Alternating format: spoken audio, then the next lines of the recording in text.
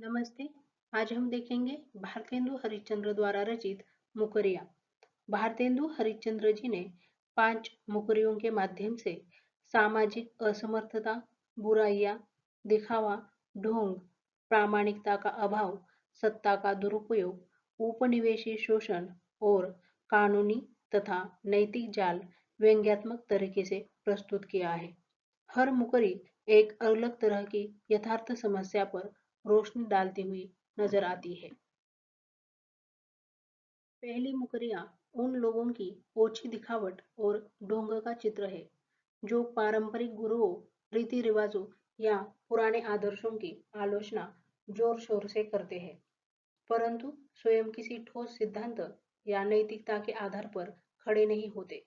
वे दूसरों को बुरा कहकर अपनी अलग खिचड़ी पकाते हैं, यानी त्वरित, आधी अधूरी और मिली जुली मानसिकता अपनाते हैं। बाहर से तेजी और शोर शराबा दिखाते हैं, पर भीतर कुछ स्थायी तत्व नहीं होता। कवि यहाँ उस सामाजिक प्रवृत्ति को निचोड़कर दिखा रहे हैं जहाँ नए होने का ढोंग और स्वीकृति पाने की जल्दी आत्मीयता और सच्चाई को खून कर देती है। दूसरी मुकरियां उस भीड़ मोह और प्रामाणिक शिक्षा के भ्रम की यथार्थता बताती है, जहाँ ग्रेजुएट का नाम होने पर भी वास्तविक पोषण, कार्यक्षमता और आत्मनिर्भरता नहीं मिलती। 3 को बुलाने पर 13 आना, हर कोई अपनी विपत्ति का रोना रोए जा रहा है और आंखें फटी है पर पेट भरा नहीं। कभी यहाँ शिक्षित कागजी समूहों की बेरोजगारी, आत्म दुर्बलता और दिखावा बताना चाहते हैं कि डिग्री होने से समाज जीवन की समस्या हल नहीं होती, पर लोग फिर भी उसी पर अड़कर असली हालात को छिपाते हैं। तीसरी मुकरिया सत्ता के दुरुपयोग का बिंब है, विशेषकर वे अधिकारी जो बाहरी रूप से सजग और परोपकारी दिखते हुए असल में लूट, फंदे और कपट के औजार बन जाते हैं। जो एक बार उनके जाल में फंसता है, मुक्ति नहीं पाता, क्योंकि दिल में झूठ और कटारी छिपी रहती है। कवि के अनुसार यथार्थ यह है कि समाज के रक्षक अपने अधिकार का गलत इस्तेमाल कर शोषक बन जाते हैं और आम आदमी के पास बचने के साधन नहीं रह जाते। चौथी मुकरिया विदेशी प्रभाव और शोषण का सूक्ष्म चित्र प्रस्तुत करती है। बाहर से मुस्कान, बातचीत में तेजी और शिष्टता, पर भीतर भीतर देश के रस, साधन और शक्ति चूस ले जाने का जिक्र है।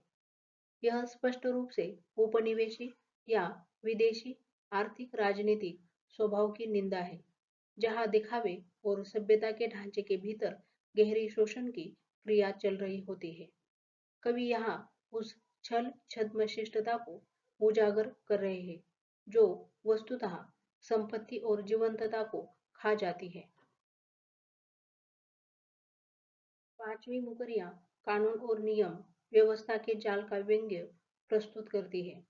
रोज नई नई बातें, नियम और तरकीबें बनाकर समाज को अपने जाल में फंसाया जाता है।